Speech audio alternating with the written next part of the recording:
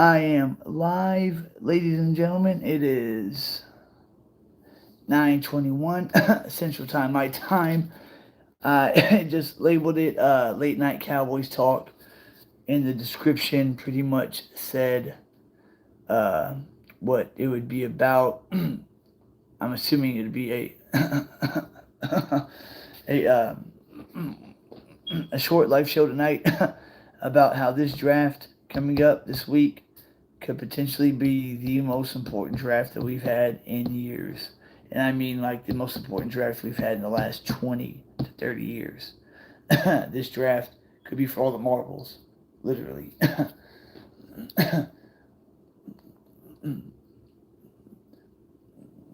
Trying to see if I can see my chats. My wife's phone's not working right now.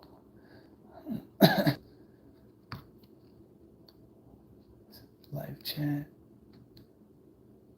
All right.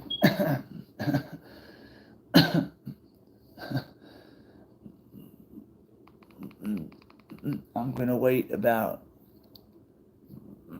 20 minutes to see if people jump in. I know there was kind of no notice, like a 15-minute notice is really all I gave. So, whoever's hanging with me right now, just wait a good 15 minutes. Some more people should be popping in. Trying to see if I can see the chats on the screen. Whoever is on right now, if you could put something in the chat and let me see if it pops up.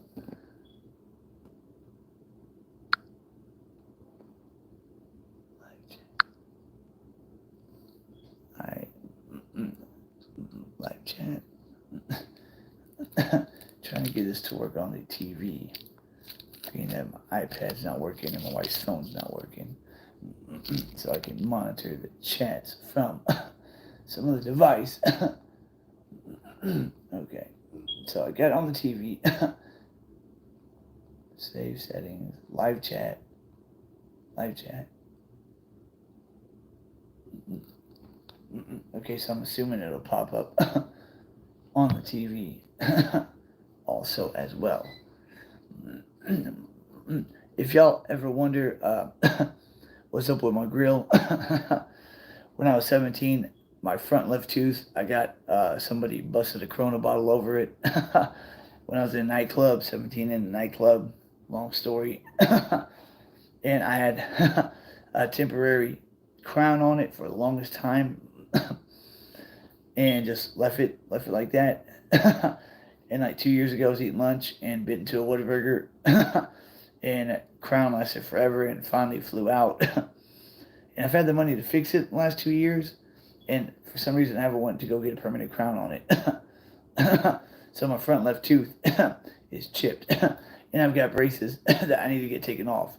I've had them on since I was 7, and I just need to go get them taken off, get the tooth capped, do like a little teeth whitening, and that'll be fine.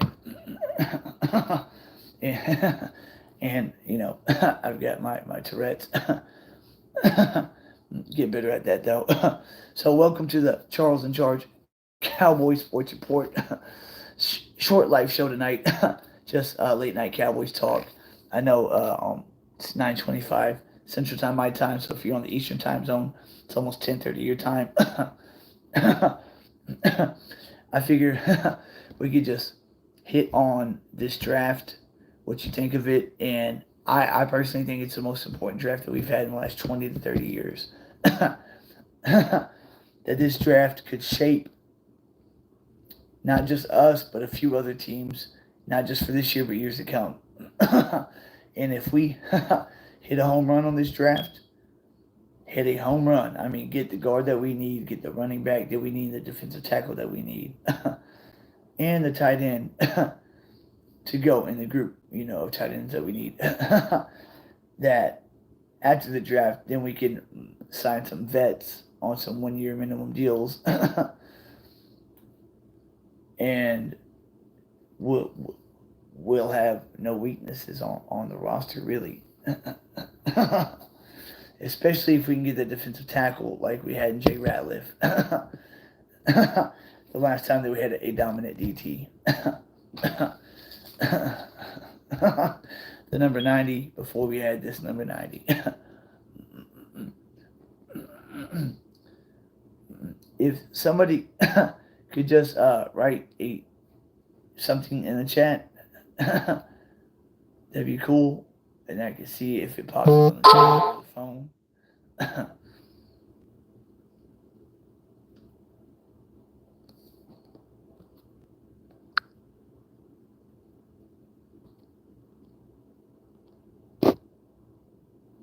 I'll get better at these live shows here. Just doing them with a cell phone. Digest some messages. Live chat. All messages are visible. Okay, there we go. Alright, Sugar Daddy Williams is there. Okay, cool. So it shows up on the TV too. So I can see it on the TV on the right hand side. Like in any other live show that I watch.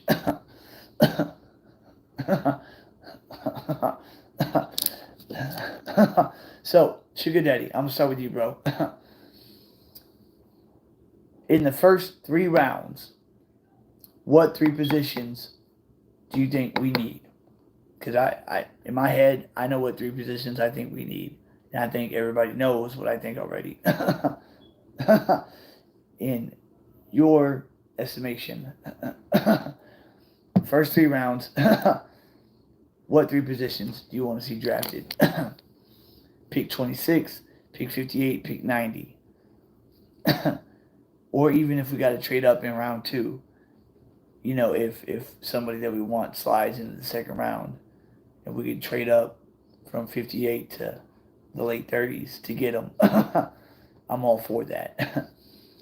But I would want to not trade this year's third. I would rather trade next year's capital and or a player or 2. A la Kelvin Joseph. Schultz says tackle, defensive tackle, running back. You talking about offensive tackle? Stilts. What's Stilts? What's up with you, big dog? So defensive tackle, running back. I am in agreement with you. Are you talking about offensive tackle or offensive guard?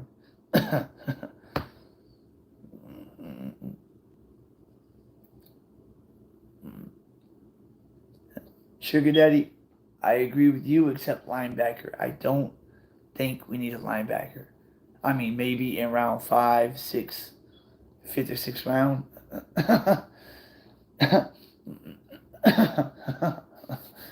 But I think our linebackers, especially Damone Clark, is going to show out this year.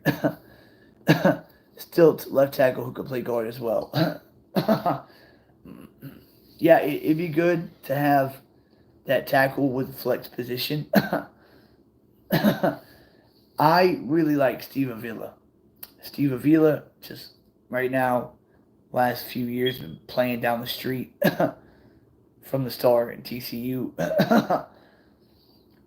My first 3 rounds, my dream first three picks, round 1, 2, and 3, is pick 26, say B. John Falls, say somebody that wants a running back in the first round, say they pick Jahmyr Gibbs because they want that speed. I'm always worried about Lee's durability and health. Lee. Oh, LVE, you mean? Leighton Vander Esch has been healthy the last 2 seasons. And he's getting back to rookie form. He just had that neck injury that really put him down for 2 years. But he's pretty solid. He only missed 2 games last season. Or 3. My dream scenario First round, second round, third round pick. First round pick, Bijan falls at 26, and we nab him. Being that happens is a team that wants a running back in the first round that drafts before us takes like a Jameer Gibbs. So, they want that 4-2 speed running back like Chris Johnson was for Tennessee 10 years ago, 2,000-yard rusher. Say somebody drafts Gibbs or Chardonnay or something like that, bizarre, just say Bijan falls at 26. I'd love to get him because I think he'd be 3 years of cheap Zeke. And then Steve Avila, so he's still there in the second round. I would trade up to get him in the second round, nab him as left guard. And then round 3, the best defensive tackle that is at pick 90. And hopefully, as well as we draft, he becomes a gem. Like a Siaka Ika type guy who seems to be falling in the defensive tackles rankings. I don't believe Ika will be around in round 3, but just a good defensive tackle in round 3. That'd be my dream scenario first 3 rounds. Bijan Robinson, Steve Avila, and badass defensive tackle. Whoever that is we pick just turns out to be badass defensive tackle. Yeah. And then also I was thinking Jameer Gibbs, 4.2 speed, right? That's, besides Cheetah, that's like, as fast as you get in the NFL. That's Jalen Waddle speed. Jameer Gibbs with Tony Pollard. After June 1st, bring back Zeke on a vet min 1-year deal, which would be like $1.5 million. And Elliott, get this, Elliott will have a chip on his shoulder, being that all 31 teams did not give him an offer. He'll be wearing number 15, his college number, coming back with a chip on his shoulder with something to prove. I think he can give us a really good season in 2023, even on a vet minimum deal, because he's made the second most money of any running back in NFL history. So,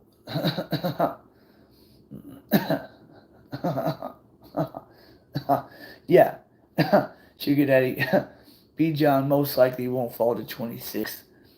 But, like I said, if a team wants a speed back that's picking before us and gets Gibbs, or, wants a different style back, or just thinks he might be a bust. You never know. But if we were to get Jameer Gibbs first round, him, Pollard, and bringing back Zeke, who will be our physical back on a 1-year vet minimum deal with a chip on his shoulder wearing his college number, would be a hell of a 3-headed monster in the backfield. Because you got TP, because for 15 carries a game can, catch out the backfield as good as they come. Jameer Gibbs with a 4.240 guy all world speed. You give him the ball, the offensive line opens up a hole, he hits at full speed, he can take it to the house quicker than Pollard ever thought about doing.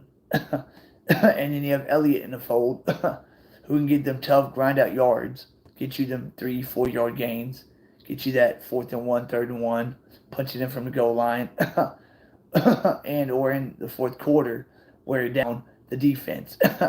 Especially coming back with a chip on his shoulder, wearing number 15, his college number. I think Gibbs possibly could be a better pick than Bijan. Being that we bring back Elliott on a 1-year vet min deal. With incentives. It wouldn't just be a 1-year vet min with incentives. Just a 1-year vet minimum deal. I'm sure there'd be incentives in it, Get 500 yards, 750, 1,000 yards. 5 touchdowns, 10 touchdowns, 15 touchdowns, and whatnot. uh, uh, the guy that just said the chat, I didn't see your name, man. Just talking about B. John sliding to 26. Nearly impossible. A contender like Minnesota with Dalvin Cook being gone, Minnesota picks before us. If Bijan goes anywhere, it would probably be to Minnesota because their window's still open. Justin Jefferson is still balling out.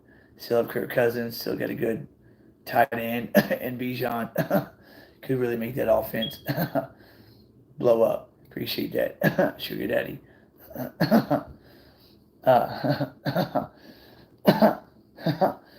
You hear Philly linked to King Henry being traded over there? It's just clickbait.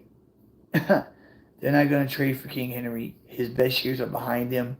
He's had 3 or 4 straight, 400 plus carry seasons. He's not the King Henry of 3 years ago or of 2 years ago. And with that offensive line they got, they can get a running back in the 3rd, 4th round to team up with Boston Scott. And guy would probably do pretty good, to be honest with you.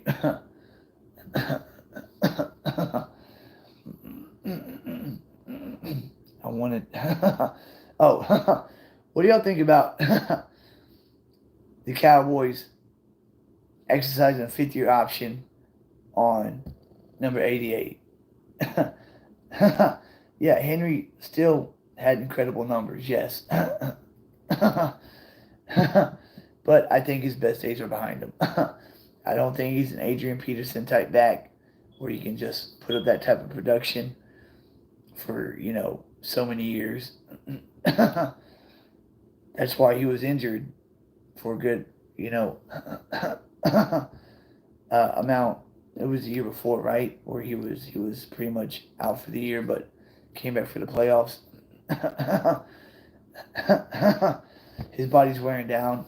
Philly gets a running back. They're going to want somebody with youth. It's going to be in the draft. But we exercise Lamb's 5th-year option. This offseason, we got to sign Lamb and Diggs to their deals. They both earned their bags. They need to get it. Because Lamb just came off a season of over 100 catches. Only Michael Irvin and Jason Witten have had over 100 catch season. What's up, Eric? How you doing, big dog?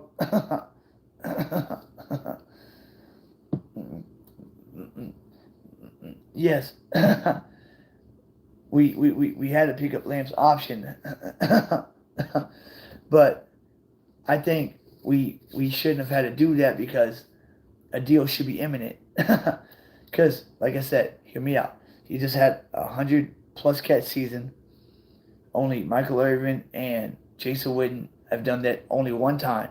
Only 2 Cowboys in Cowboy history have had over 100 catches in a year. Lamb just did it last year.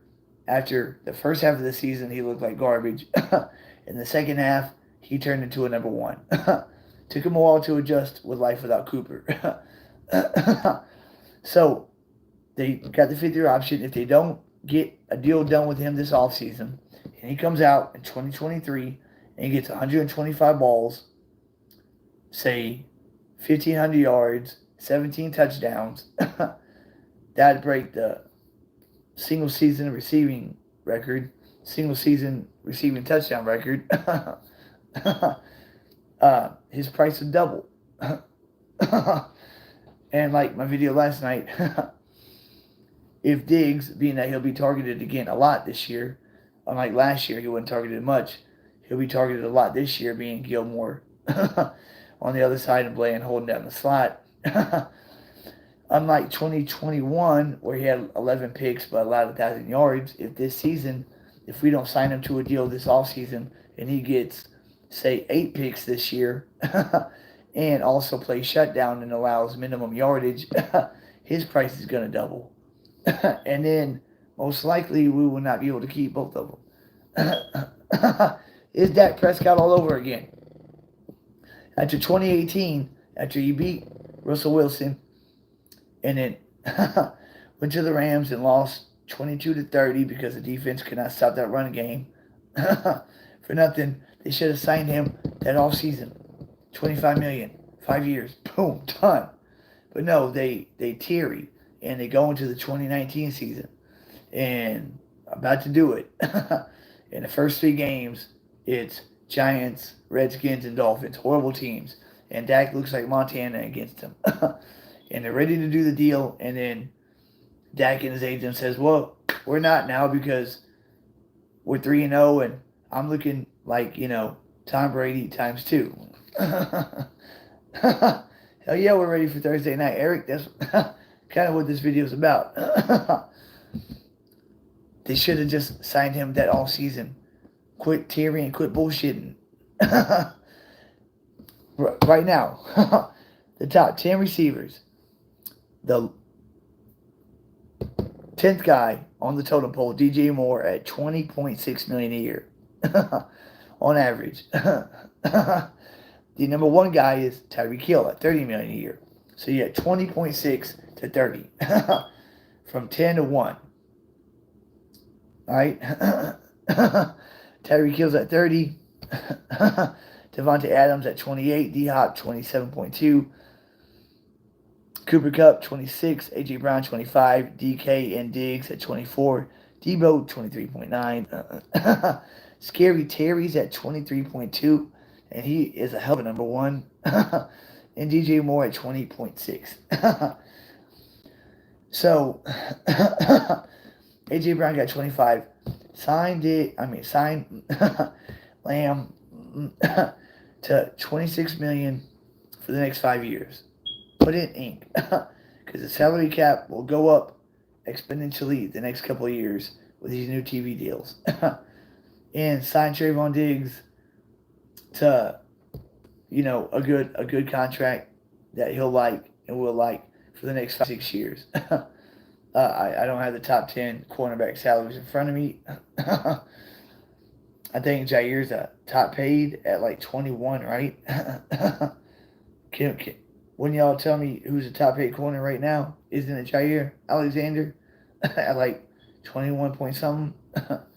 Him or Marshawn?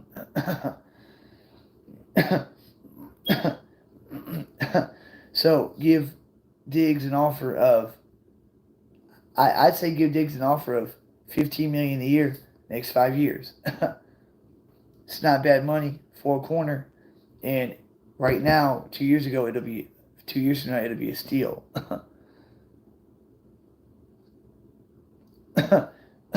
Still, what about Diggs makes you uncomfortable of giving him the bag and giving him that extension?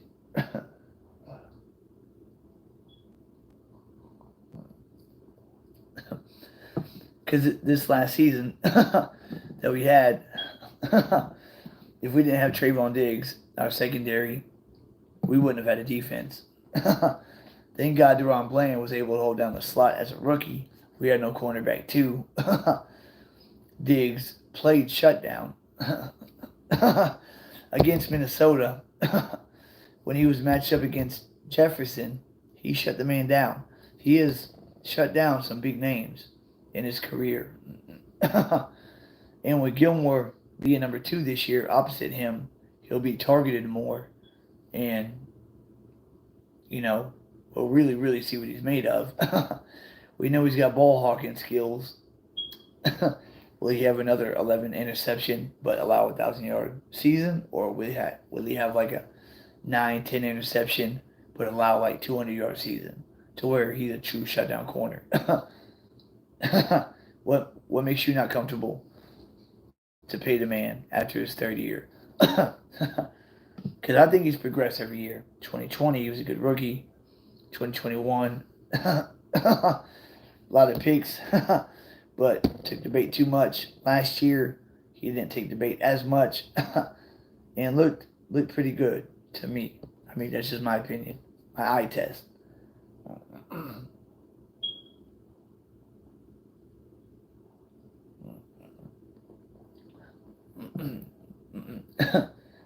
Because if we don't pay him this off season, this is his last year under contract, and after this year, he'll be a UDFA. but he's but is he one of the best? I'm saying low 20s. Okay.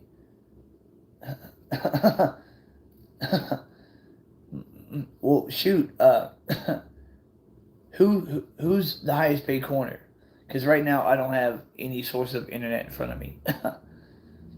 I believe it was Jair Alexander, right? At like I thought it was like 21 million or something. Can someone tell me who like the top three paid corners are and what the salaries are?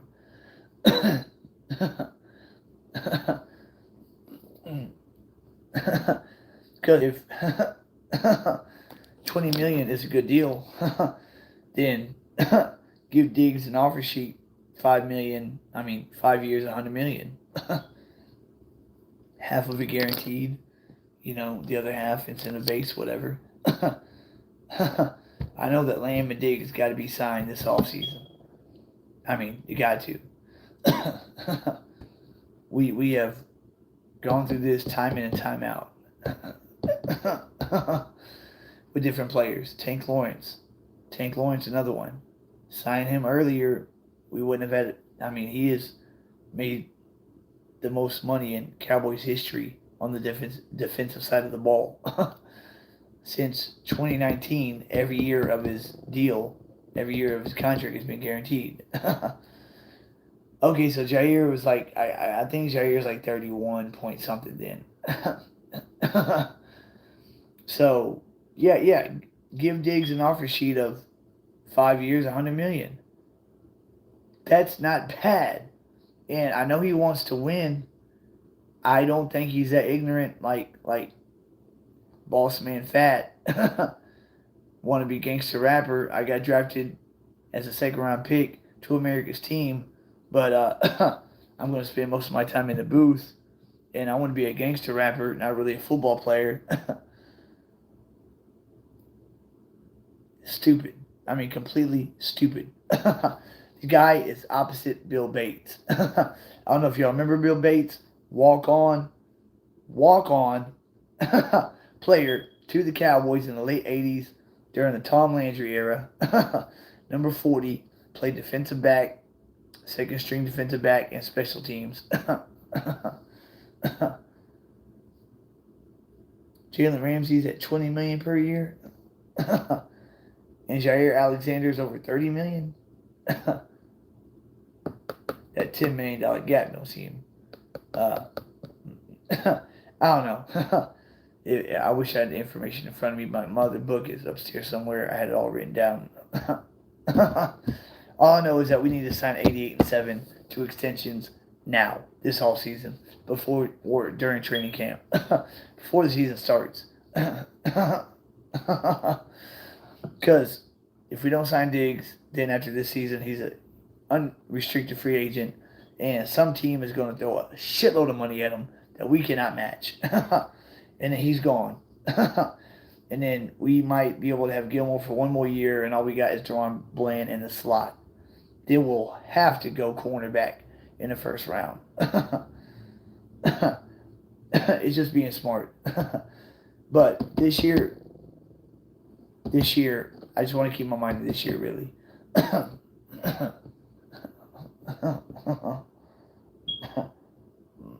Yeah. Diggs, priority number one. CeeDee Lamb could probably, go another year without getting this deal, but like I said, his price will double. We've got the money to sign them both, extend them both. We should do it.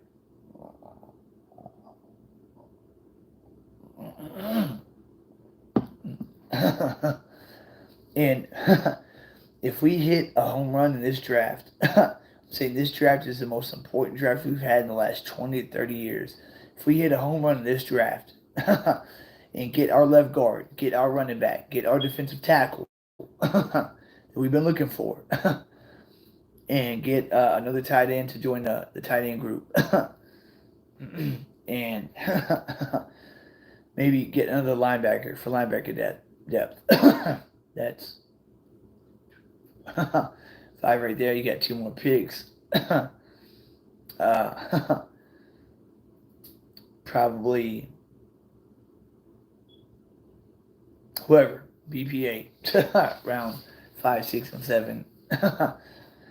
if we can land these guys, not only will the O line be rebuilt, but this team will be so young, so much talent that not only this year will our Super Bowl window be wide open, but for the next 5 years, just because of the youth and talent this team has.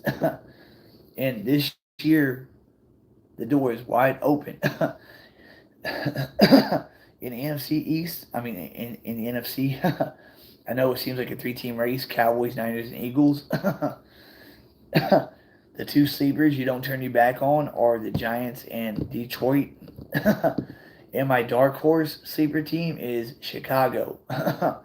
If they draft really well this draft and pick up a few good free agents after they get DJ Moore in the trade with Carolina and Justin Fields coming into his own, now that he's got a number one receiver, and they've got pick 9, they've got 2 firsts this year, right? And then they got they got pick 9, they got 2 seconds this year, they got 2 seconds next year, and then 2 firsts the year after, I believe. It was a first in 2025, a second next year. They're second and first this year. Chicago could creep up and scare some people. 2 weeks in, Dak can offer him Hurts type. Gotcha, for your money. Stephen Jones said we're going to wake up one morning and the Dak extension will be done. And that'll essentially free up about 15 extra million as of right now. I know we've all been crucifying Dak. I've done plenty of crucifying it myself. Since Kellen Moore's gone, he tried to make Prescott into a prolific passer. I don't understand why. Whenever he plays game manager, he is the best money can buy. I think McCarthy knows this. We keep Dak at 25 attempts a game, run the ball 40 plus times a game. Since he's been our quarterback, our record is unbelievable. When we do that, when he 25 attempts a game, run for over 100 yards a game, our record is unreal. And now with a top-notch defense going in year 3 under Dan Quinn, this defense is going to be something else, y'all. And Micah Parsons saying that year 3, he's going to be a true Lion. I believe it. I won't be surprised if Parsons comes out with a 70 solo tackle season, 70 solo tackles, 20 sacks, 15 TFLs, 5 forced fumbles, 5 picks. I mean, a season like that. A breakout season where you're like, wow, did we really just witness that? And he'll finally get Defensive Player of the Year in year 3. After being behind Nick Bosa and TJ Watt, right? First 2 years, just because they had more sacks, basically.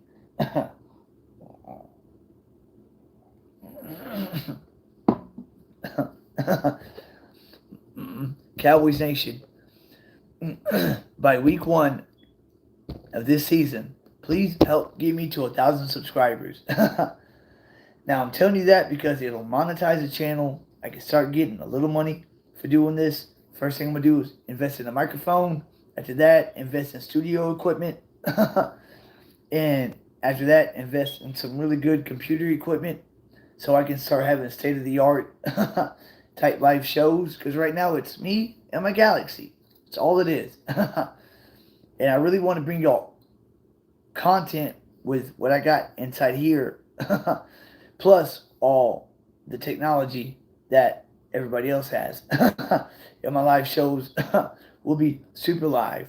Right now, you're just seeing like the rough draft live show of the Charles in Charge Cowboy Sports Report. Like I said, I've been watching this team. First game was Super Bowl 28 when I was 6 years old against Buffalo at the Georgia Dome. Ever since then, I've bled blue. Don't know why. Since '94, I've been watching every snap of every game of every season. I can tell you the record of every season, how every season ended. I can give you details of any particular season from '94 on. It's weird. I got this Rolodex in my head that'll freak some people out. Of like, how can you remember that? It just, when you love something as much as we love the Star, like Law Nation loves the Star so much that he gives the majority of his time to it. Mike Fisher, same way. Mark Holmes, same way. All the content creators out there love the Star so much. But I've got this memory bank that I've got a photographic memory, put it to you that way. I can watch a movie that I like and recite like the entire script to you. Like Training Day, I can recite like the entire script to you. The movie 300, where Law Nation always, has the sound bites, what is your passion? I can recite that entire script to you. I can just soak up what I love.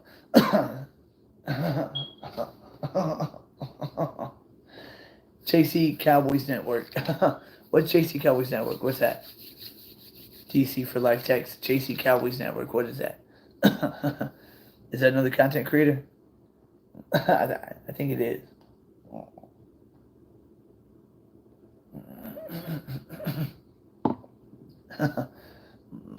What time is it?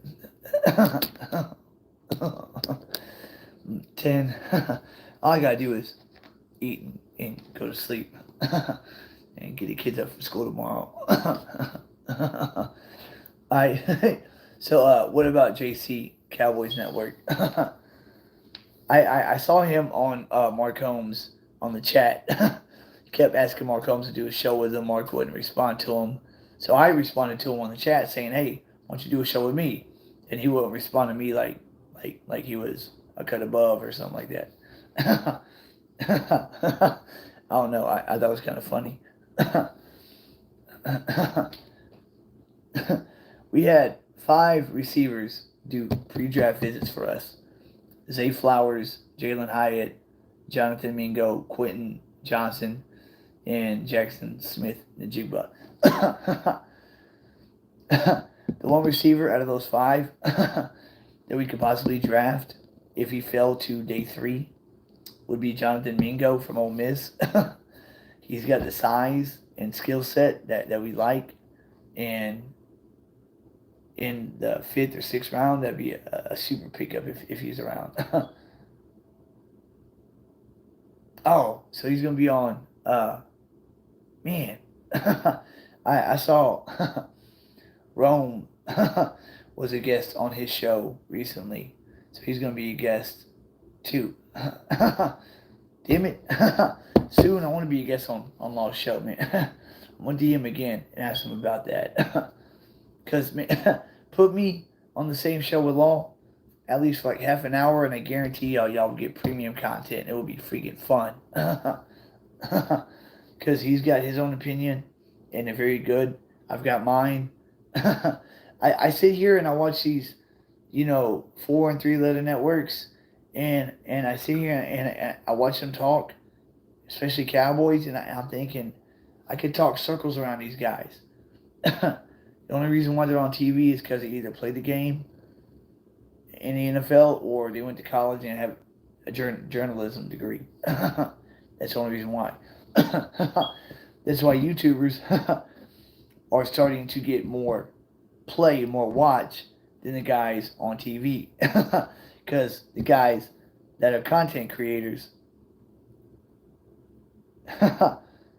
know more, give more to it, and have a better take and analysis than the guy on TV. The guys on TV have to follow a certain protocol. Like first take, Stephen A. Smith. Stephen A. Smith really isn't anti-cowboy.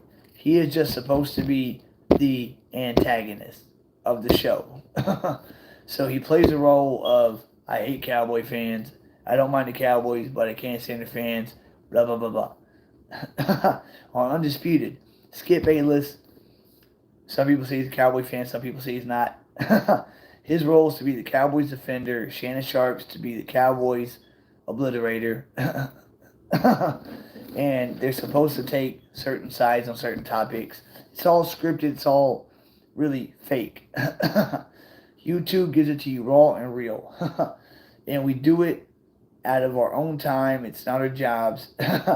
Unless you get to the status of like Law Nation, Mark Holmes, or Mike Fisher, then it does become their full-time job. That's why they do shows, multiple shows every day, because they do it for a living. And that, oh man, I would love to get to 100,000 subscribers like Law just hit. And do this for a living. I have a painting company. I love what I do. I love to paint. They say if you love what you do, you never work a day in your life. I love painting, but I also love talking Cowboys. My first dream was to be an NFL player.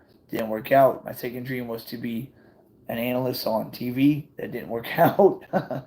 So next best thing would be to talk about the passion of mine that we all share, the blue and silver blood that we all bleed, the star. Talk about the Cowboys and be able to make a little coin, even if it's just a little side hustle that I do after I reach 1,000.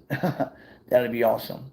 You know, still run my painting business full time, but my second business be this. I love it. I mean, I can sit here and talk Cowboys all day, every day, 24/7. Drinking coffee at night. It doesn't really make me sleepy. I just like the taste.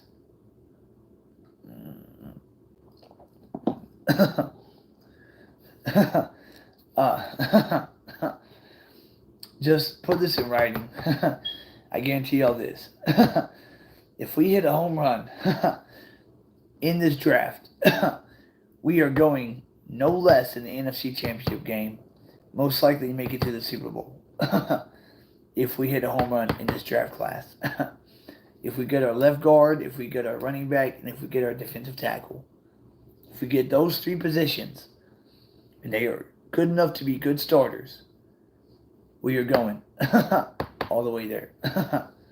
I can see I'm alone now, so I appreciate everybody who stopped by to say hi. What the hell's that on my phone? Oh, it's hanging from my ceiling.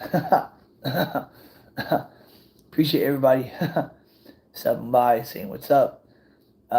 It was late.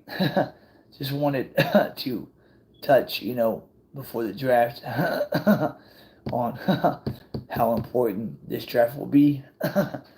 Please subscribe, like, and share if you haven't, guys. I'm at 273, 272, something like that. DC Nation, I cannot get to 1,000 without y'all. Help me get there by week 1 this season.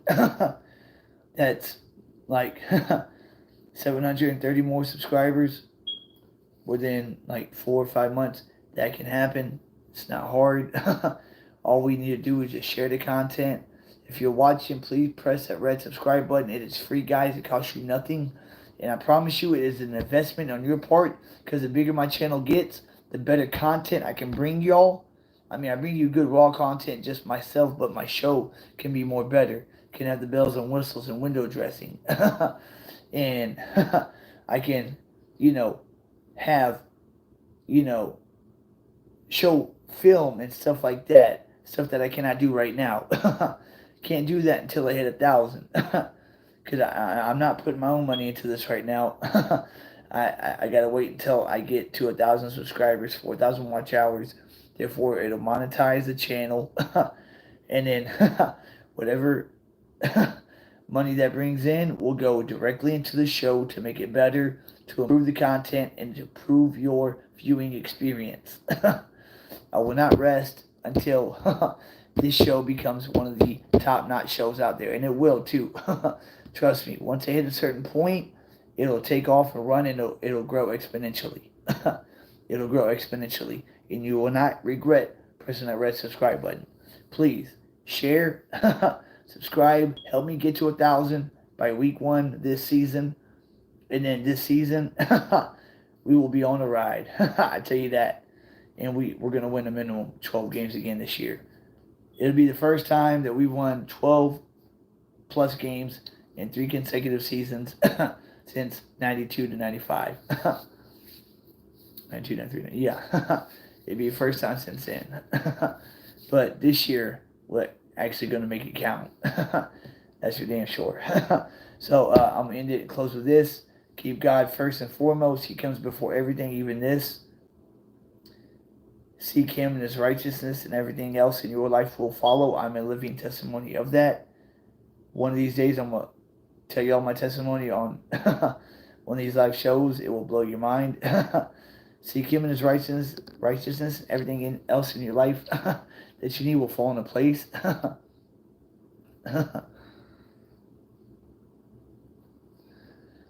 And